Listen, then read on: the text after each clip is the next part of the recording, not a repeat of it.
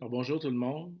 J'ai décidé de préparer une petite vidéo sur le travail final. Je sais que vous avez déjà des informations par écrit, notamment à la dernière page du recueil, à la page 100, vous avez des infos sur la structure. Mais je voulais vous donner quelque chose de plus par rapport à ce qui est écrit. Puis je suis désolé, là, j'ai cherché partout, j'ai pas trouvé mon micro. Donc vous avez le son ambiant. C'est peut-être que vous allez entendre mes animaux, là, mais sinon ça devrait aller.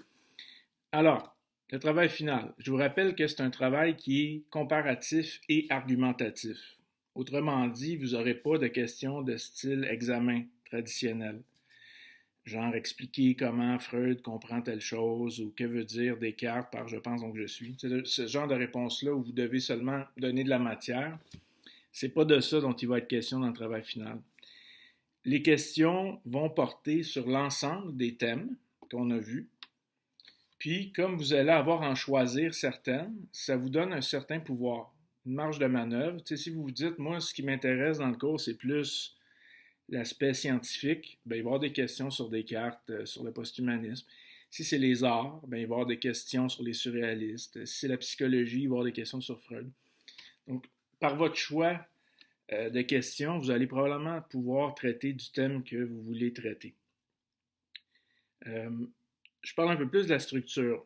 Je vous ai dit qu'il va y avoir 3 sections dans le travail de 2 questions chacune.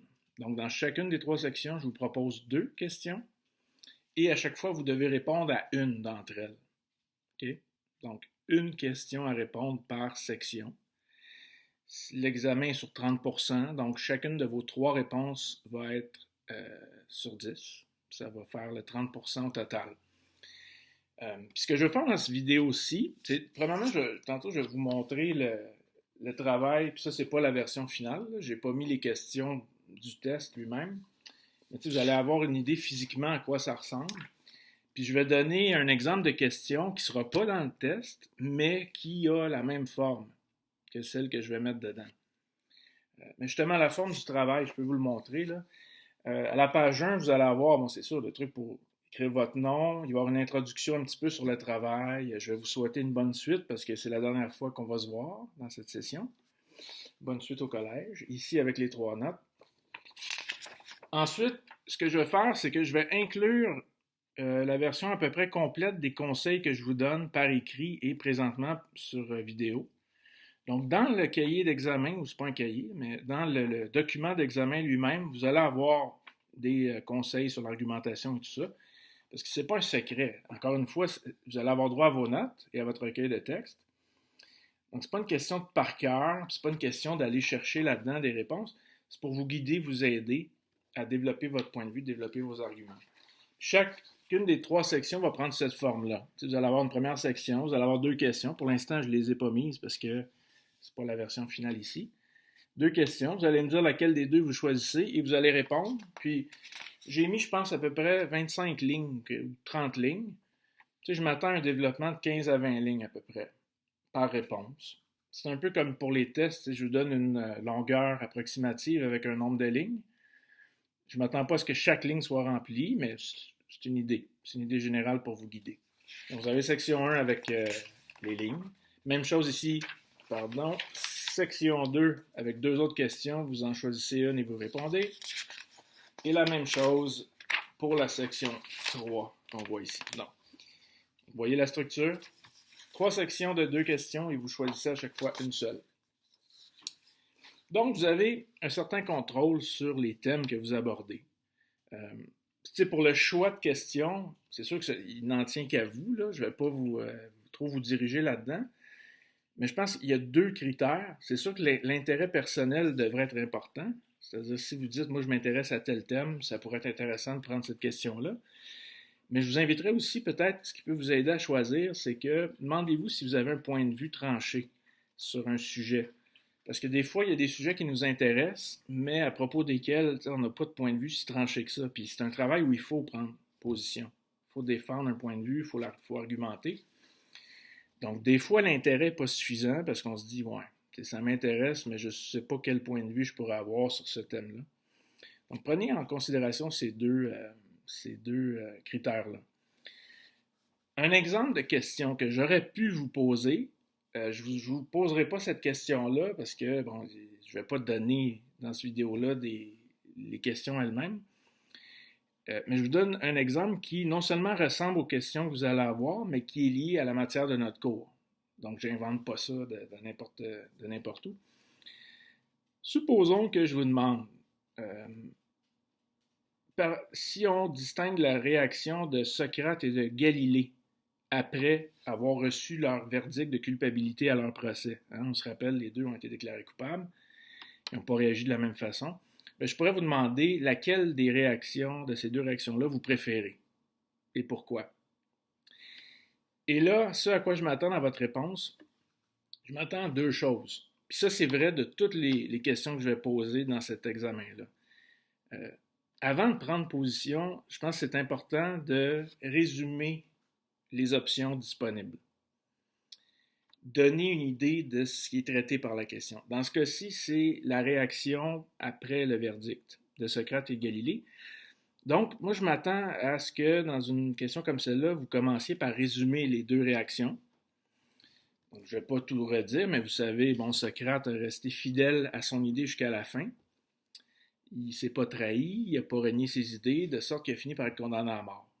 Okay? Donc, il est resté fidèle à ce qu'il voulait, mais en même temps, ça a causé sa mort.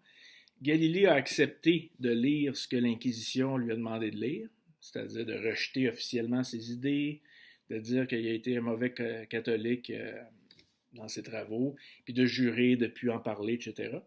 Et ça fait en sorte que, il a eu la vie sauve, il a vécu encore un certain temps, mais on sait aussi que Galilée, en dedans de lui-même, il sait qu'il a raison. C'est juste qu'officiellement, il a choisi de renier.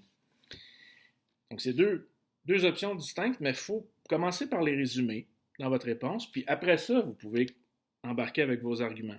Supposons que vous disiez, moi, je préfère la réaction de Galilée. L'argument, moi, je vais vous demander 2 arguments par question, parce que je ne vous en demande pas 5 ou 6, je veux que chacun soit bien développé. Donc, un argument pour ce cas-là, ça serait de dire, je crois que la réaction de Galilée a été la meilleure, parce que, puis là j'invente un argument, parce que ça lui permet de poursuivre ses réflexions sur les thèmes qui l'ont intéressé toute sa vie. Parce que la réaction de Galilée fait en sorte qu'il va survivre. Il va vivre encore un certain temps. Oui, il va être surveillé. Oui, il ne pourra pas publier n'importe quoi, mais il va pouvoir continuer à réfléchir. Il a encore toute sa tête. Même s'il ne peut pas publier certaines idées, il peut continuer à réfléchir, à pousser sa recherche plus loin, puis peut-être faire des découvertes qu'il n'aurait pas faites s'il était mort, presque sur le coup comme Socrate. Donc, vous voyez, ça, c'est comme l'amorce d'un argument.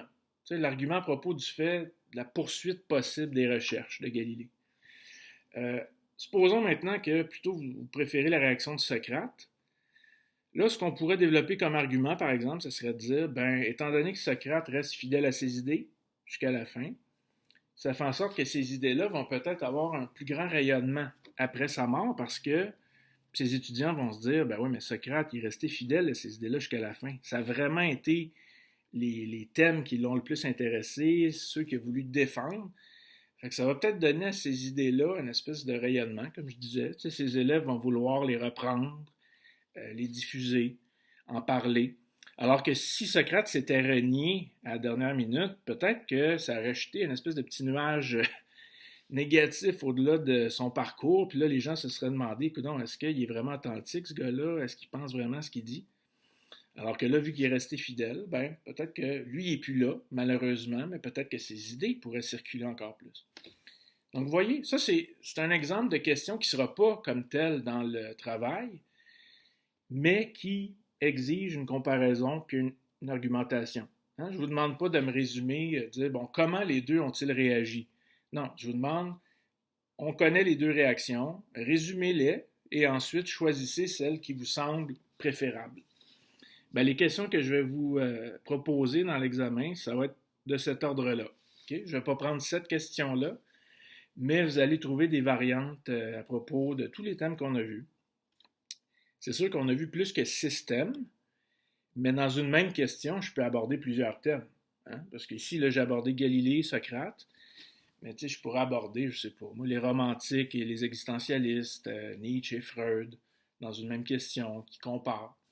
Puis ça va toujours être de l'ordre, est-ce que vous préférez A ou B? Par exemple, dans ce cas-ci, la réaction de Galilée ou celle de Socrate. Est-ce que vous êtes pour ou contre telle chose? Est-ce que vous pensez qu'un tel a réussi ce qu'il voulait faire ou non? C'est toujours dans cette forme-là. Puis pour chaque question, je le répète, je m'attends non seulement à ce que vous preniez position, mais que vous commenciez par préparer le terrain, de décrire les thèmes, décrire les points de vue possibles, parce que ça renforce votre point de vue puis votre argument. Hein. C'est que si vous dites, ben moi je suis contre un tel, puis on se rend compte que vous ne comprenez pas le point de vue de ce un tel-là, ben votre argument va être beaucoup moins fort que si vous comprenez bien ce que la personne a dit, puis après ça, vous prenez position, ben là, on sait au moins que vous avez compris ce que la personne a mis de l'avant. Puis ça facilite beaucoup votre point de vue, que ce soit pour l'approuver ou au contraire pour le critiquer. Donc, le but dans des travaux comme ça, c'est pas juste de dire je suis contre, je suis pour, j'aime ça, j'aime pas ça, mais de montrer votre connaissance du contenu. Puis ça, d'ailleurs, ça va être un de mes critères de correction. C'est sûr, la justesse de vos arguments, la qualité des exemples que vous donnez, si vous citez.